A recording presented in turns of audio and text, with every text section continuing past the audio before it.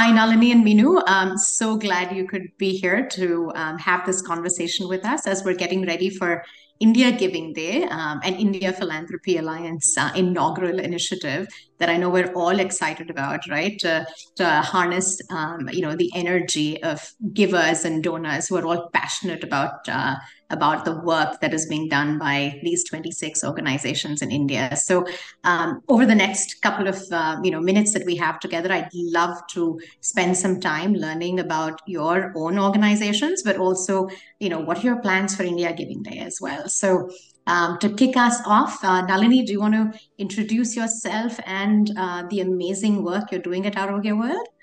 Oh, Sejal, thank you so much.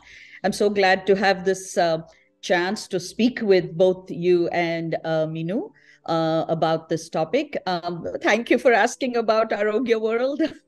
We do diabetes prevention in India, and we work throughout India, taking the elements of prevention that we know are proven to work, that is eat right, exercise, and avoid tobacco. We take that to people all over the country, to school children in schools, to adults in workplaces, and to people right on their phones, and using social media as well for education purposes. So we are very excited by the lifestyle change prescription that we think we're delivering in India.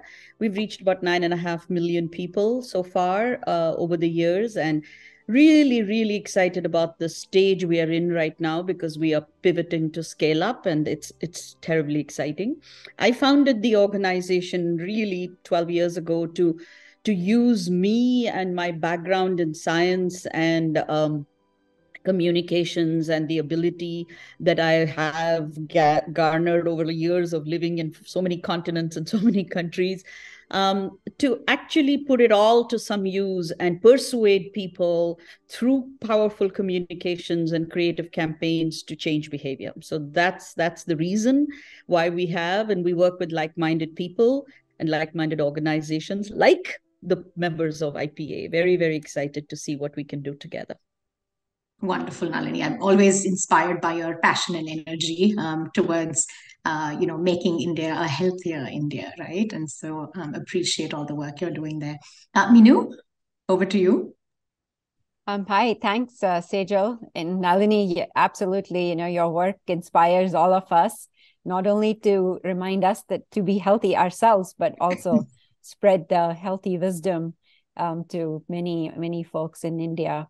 So thank you for doing all you do. So I am representing Foundation for Excellence, and Foundation for Excellence is about 29 years old organization. It was started in the Bay Area by pioneers who did really well for themselves as entrepreneur, and they decided that Dr. Prabhu Goyal, in this particular case, decided that he was going to support 10,000 students in India and be anonymous donor for many, so that they can become professionals. And it's it's humbling to know that today we are supporting 10,000 students per year and more. So, organization has come a long ways. Some of our charter in the last few years has been to drive 100% employability for our scholars, and we are really proud to say we are at 99% now. So, there are still few people who escape that being able to get the job because of their personal reasons or hardships that they might have. So we're working to fix that, but we are also driving towards adding many more women to the scholarship program. So this year we had a very large campaign of getting more applications from women, and for the first time we have more women scholarships than male scholarships in the pipeline. So that's super exciting. And historically, we have done 23% of women scholarships this year. Hopefully, we can do 40%. And all of these students are in India. They are very brilliant, and they have admissions in a professional degree programs like engineers, doctors, lawyers, or B Pharma, but have no means to support it. So that's where Foundation for Excellence comes in, to support them through their journey of 4 or 5 years to become such a professional by providing scholarships, mentorships, and soft skills and job readiness skills. That's great. Thank you so much, Minoo. Again, inspired by the work FFE is doing, and I'm really happy that we're going to get the opportunity to collaborate together as well. And so, for those of you that are not aware of, myself or the work I do, I'm Sejal Desai, Executive Director for the Akansha Education Fund. We run 26 public-private partnership schools in India, in Mumbai, Pune, and Nagpur. So we're a very place-based regional, organization where we offer, an education K through 10, and then we also run an alumni program for our students. This is providing them free holistic education in English. So that we can help transform their lives. Again, similar, things to what FFE, is also doing, which is how do we create employability? How do we take these students outside, the poverty cycle and the vicious poverty cycle that they've been in for generations, and how do we, extract them from that as well. And so 20 years of a partnership with each student. So we also go deep with these organizations, right? And so, so we have 13,000 students, 4,000 alumni at this point in time.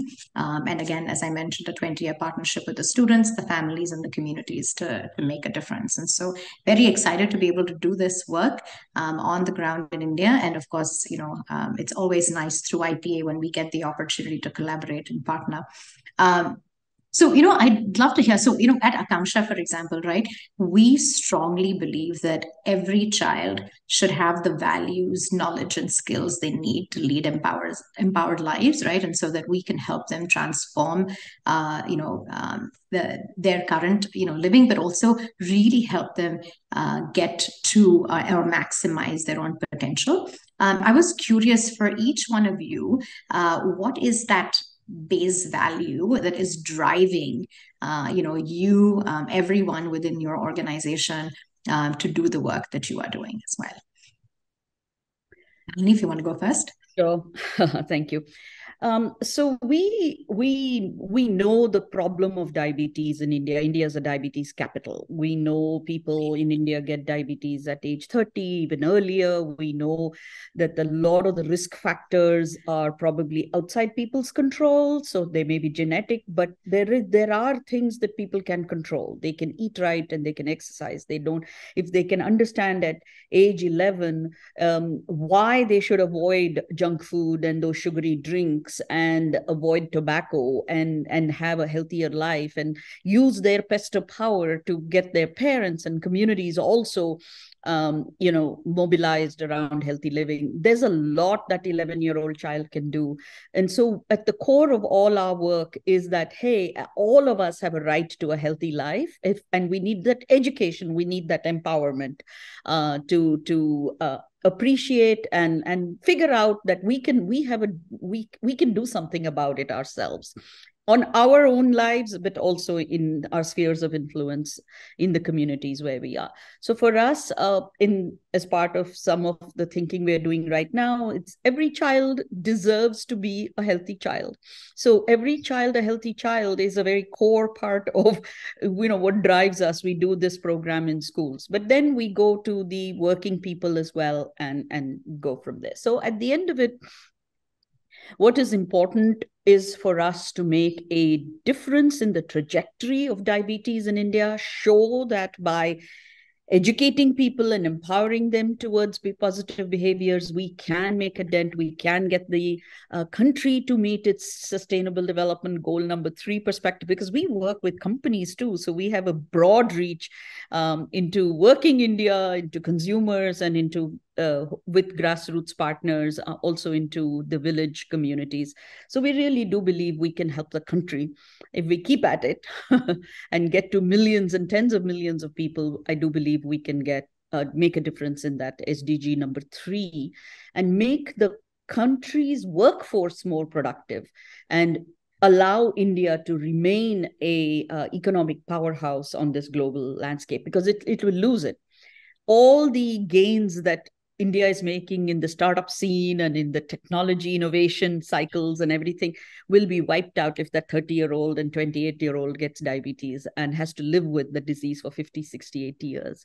So really and truly, I believe that we're onto something and we must collaborate because this is the social dilemma of our times. Thanks, Nalini. Minoo, over to you. Yeah, for Foundation for Excellence, I think our motto has been uplift and pay it forward. I think those two kind of drive the organization every day. So when we think of uplift, it's essentially being able to provide the opportunity for a student or a family who have aspired to break out of the poverty cycle, like you're talking about. And what we've seen is as soon as one student is able to do that in the family is able to uplift themselves as a whole. And that same student is able to not only become the champion for the family, but also for the siblings, also for the villagers, friends who they may be coming in contact with. So they not only uplift themselves, but uplift the family and uplift the village. And so literally, you uplift an entire generation within their lifetime. So that's really what plays to our strengths. And then pay it forward. Every one of our alumni takes a pledge to support 2 such scholars in their lifetime. And we are really proud to share that today about 16% of our scholars are supported by an alumni. So that drives towards the sustainability goals of the organization themselves. And as we look at, like Nalini was talking about, the SDG goals, being able to have a workforce that is ready to support the goals that India has put forward, whether it's technology, healthy living, or growth. SDG 4 and 5 goals really play to our strengths, where you're uplifting through education and creating a workforce which is, savvy, ready to support the infrastructure that is being built.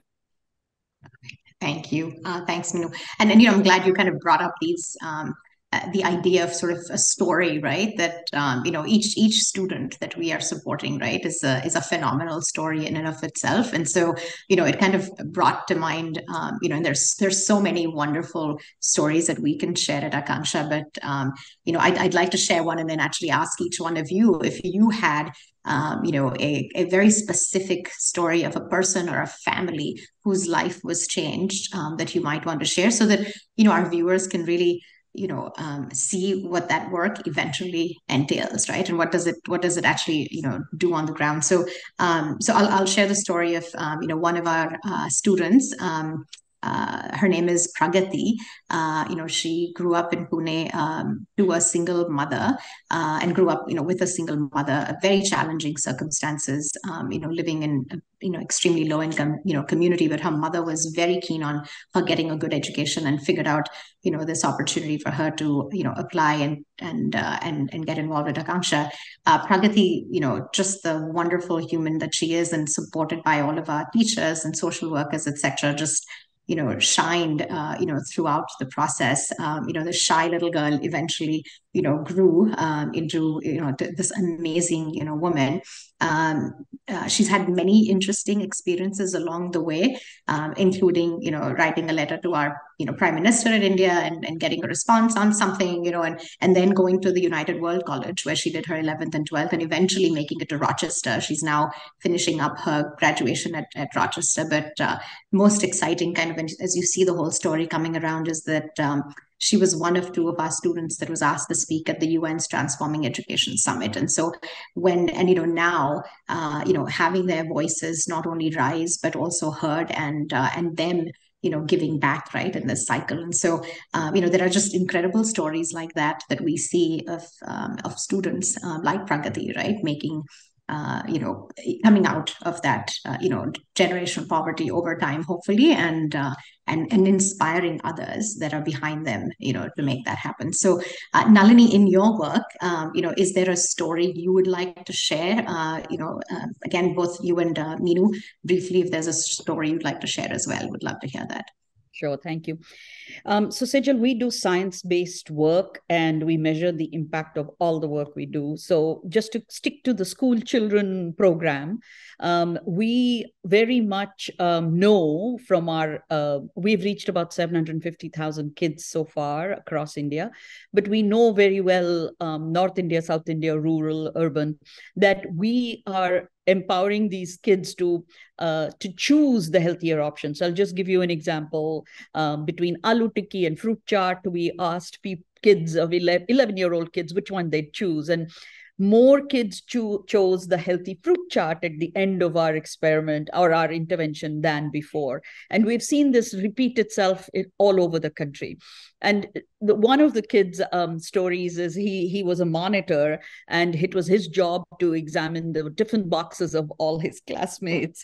And he did that with a lot of relish. And before the program, more kids would bring junk food. And he was so happy that after the program was initiated, the tiffin boxes now had healthy options. So that's a story that has stuck with me. And then a Shaumyadeep, a kid in rural West Bengal, would get up late, would be difficult to send him to school, wouldn't, eat breakfast. And now because of our program, he has understood the importance of breakfast, he gets up early, eats his breakfast and then leaves. So his mother is very happy. In fact, the mothers in the communities in West Bengal are actually joining the schools program in the schools for the school children, because we are now doing it in the community setting rather than in the schools itself. So it's been a very, very, very gratifying to see that the kids are understanding what it is we are teaching them, because we are using age appropriate and compelling games and activities to reach that 11-year-old child. So because of the way we are teaching it, it's actually getting internalized. So we're very excited about what the trajectory of that child will be at age 30 and beyond. Absolutely. So I don't know where to start. There's just so many stories, Imagine. right? Every student touches the heart and pulls the string when they become a professional. They go to work and bring so much to the platform. But one story that's very close to us, and we can relate to it in ways that plays to our strengths. So one of our youngest board members is Ranjit, and he is he works at Google, and he's currently engaged in driving their AI work. And we know how much AI is in technological forefront.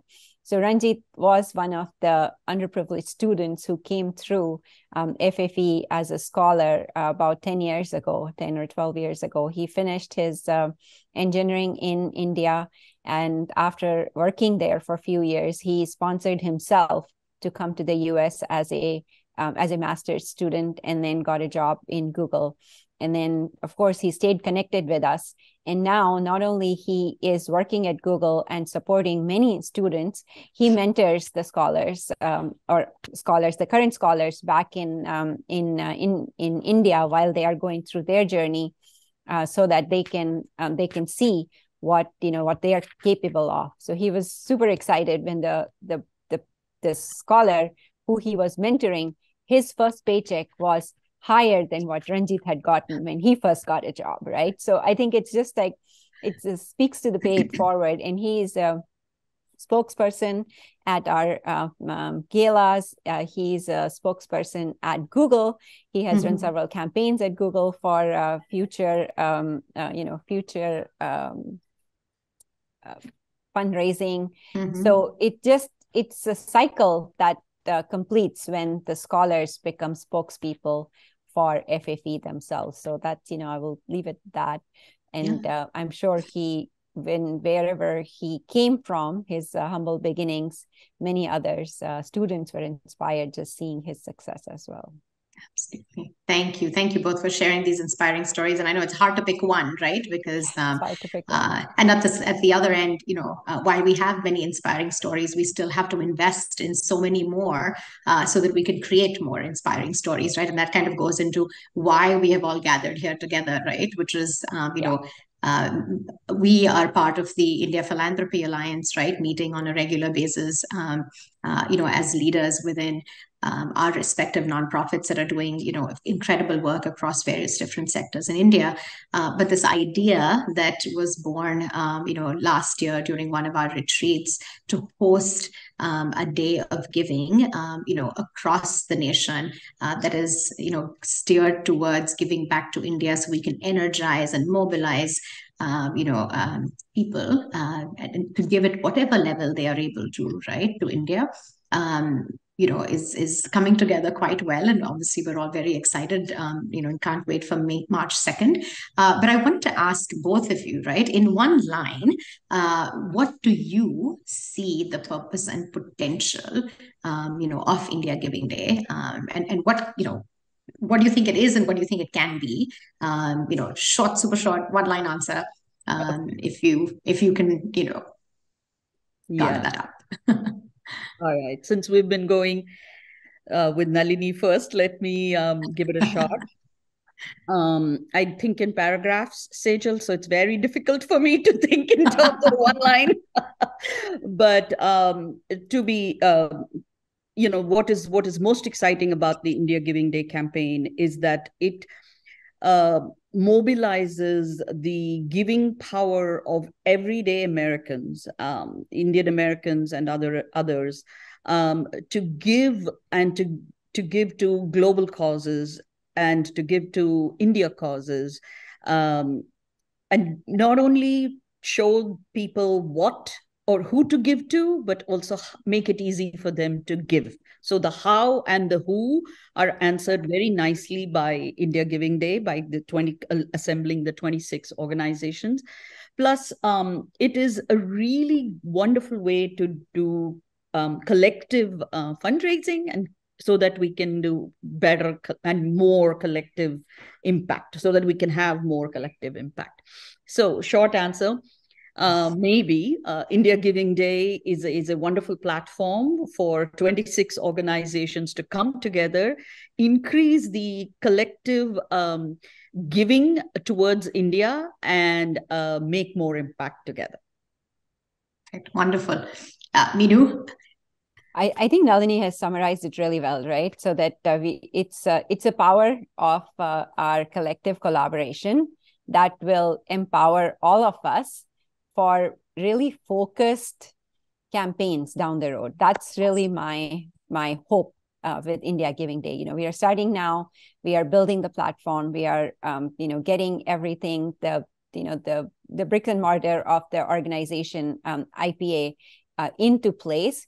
But I think this is the beginning, not the end, right? I think my personal goal, or my collective goal for all of us, would be like next year, we maybe have a health campaign, or maybe we have a education campaign for the student who is starting in elementary school to be a healthy adult, right? I mean, so I think having focused campaigns down the road will bring all of our work together instead of individuals. And I think that power in our collective thinking and driving individual goals, not just organizational goals, or that would be my hope for as we put these campaigns together collectively.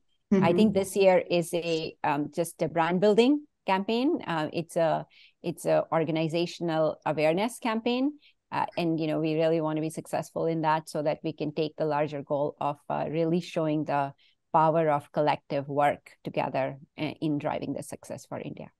You bring up a really good point, Minoo, which is that while there are 26 organizations and a donor who comes to our website, right, the indiagivingday.org website, can go and give to their organization of choice. Hopefully, we hope they'll get inspired by a lot of the other work that these 26 organizations are doing, and maybe consider getting involved or supporting other organizations as well, because we are coming at this with a spirit of not competition, but co-opetition, right, where we're kind of working together. Obviously each one of us is going to put our best foot forward, but we're kind of opening up, this opportunity for us to work together. And the next level from here should absolutely be, what are the things that we can do to create collective, impact through collaborative efforts, right? So that it's not, again, let me choose one of these 26, but maybe there are ways for us to still do that, but add a few different elements, right? Of how do we collaborate and how do we kind of do philanthropy differently, or engage donors in a very different way. So I like your vision, and thinking around that, and that's super exciting. And I think just bringing our 26 organizations together, right? Because one of the things you always hear, or at least I remember hearing, at least a decade or so ago, was that a lot of the organizations don't work well together, right? But through India Philanthropy Alliance and through India Giving Day, I think we're breaking that myth, right? Because we have all come together with this, with this wonderful spirit of working together collectively, and I really really appreciate that. So it's like a of fresh air, right? I mean, here are 26 organizations bringing their donor community to a single platform, and opening up that other organizations and work, and introducing other organizations and their work to their own donors. This is pioneering. So it's very exciting. That is so true. Exciting, exciting stuff. So a couple quick questions before we end. For your individual organizations, right? What are you hoping India Giving Day will be for you this year, right? And because, obviously we're all trying to raise money off of the platform, but there's many other things, right? Are we able to bring in new donors? Are we, able to create brand awareness through this? What is your laser focus on India Giving Day, this year?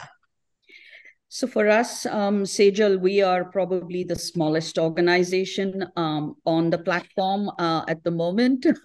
We don't want to be the smallest. We want to grow. And so for us, we look at this as a wonderful way to introduce Arrowhead World and the cause, the issue of non-communicable diseases and what they do to us as a generation, and how we should combat them to leave the world a healthier place. That topic, as well as health and India, because a lot of people in America don't realize probably that India is still home to the most poor people in the world, 288 million. So almost equal to the US population is poor, very poor in India. So we have to give more to India causes. And this will open up for us as an organization, raise our own ability to get new donors, as well as I said, make more impact, because we think of ourselves as being in the impact making business. The money is yes important, but it is more what can we do with the money, and we do stretch the money quite a bit with our work in India. So we're very excited about the potential that and the new doors that India Giving Day and India Philanthropy Alliance have opened for us. That's great. Minoo, anything different from what Nalini mentioned? Yeah, so I think for us specifically, my hope is, we are an organization which is kind of still a best kept secret in some ways. Silicon Valley, Bay Area people know about us, and that too within pockets. And some people in New York know about us and within pockets. So the global campaign, or the US-based campaign that we are running with IPA, I'm hoping that the word of mouth gets out in all of our organization, including ours, specifically sees new donors and new questions come from many other regions in the United States, not just the local cities or areas that we are popular in today. So that's great. Yes. And similarly for Akanksha as well, right? We are a smaller organization relative to many of the larger ones we have on the platform.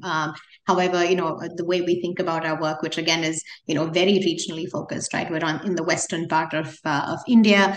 We do deeper work, right? So we're not scaled across India, but the work we do goes deep with our, with our children and our families and our communities. So, again, trying to provide some awareness around the work we're doing. So hopefully people who, are interested in getting involved with a holistic organization that is, trying to make these changes, in the lives of children. We can bring people along the way. We'd love to see more folks becoming aware, especially if they're from Mumbai, Pune, and Nagpur, to go to India and go visit our schools and hang out with our children. That's the best thing that one can do.